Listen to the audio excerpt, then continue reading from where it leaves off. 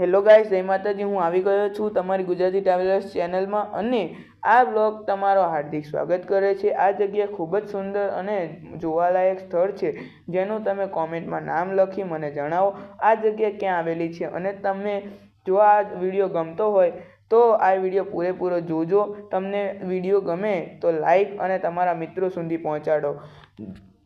અને જો તમને આવા વિડીયો ગમતા હોય તો ગુજરાતી ટ્રાવેલર ચેનલને સબસ્ક્રાઈબ કરતા જાઓ। મળીએ નવા બ્લોગમાં નવી શરૂઆત સાથે। જય માતાજી।